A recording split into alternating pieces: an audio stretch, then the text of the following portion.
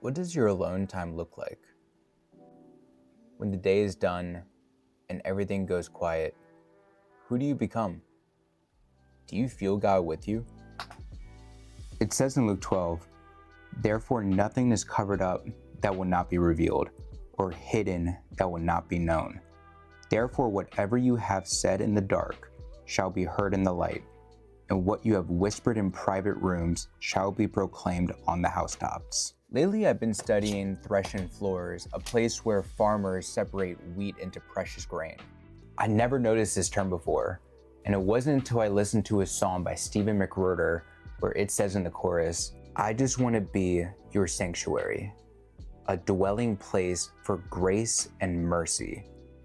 Keep sifting me till everything is on the threshing floor." I started digging and realized that major biblical events occurred around threshing floors. Ruth meeting Boaz, David buying one to build an altar, which later became the Temple of Jerusalem, to it being used in Micah and Hosea as symbolism for judgment and purification. Where's our threshing floor? It really all starts with consecration. Find a space you're often alone in. This is your new threshing floor. What used to be a place for avoidance, for procrastination,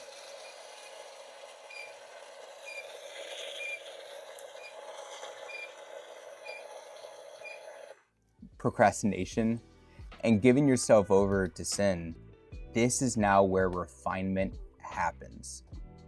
This is a process, and you're most likely going to have to change things up. Whether it's getting rid of old habits and possessions or just tidying up, prepare your sanctuary for God to move.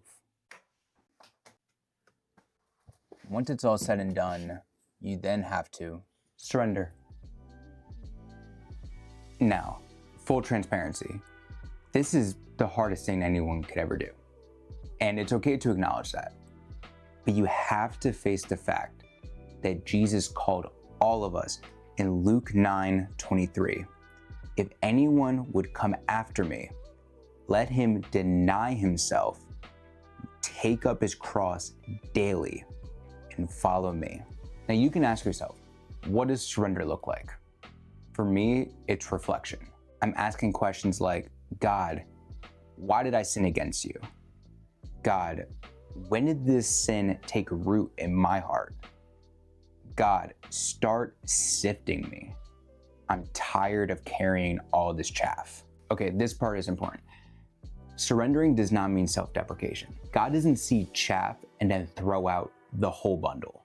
The goal here is to reveal the valuable grain that's within us, the parts of us that the Lord truly delights in. That process can only happen through two things: surrendering and consistent sifting. Listen, sanctification is going to take time. It can't be done with a magic spell or just some over-the-top revelation moment. It's done with consistency. It's done with consistency in surrendering, worshiping, and following His word. The only thing the devil hates more than a follower of Christ is a consistent one. I'm going to leave you with this. 2 Corinthians 4:16. "So we do not lose heart, though our outer self, our chaff, is wasting away, our inner self, the good grain, is being renewed day by day." Through consecration, through surrendering, and through consistency, you will become more like Christ day by day.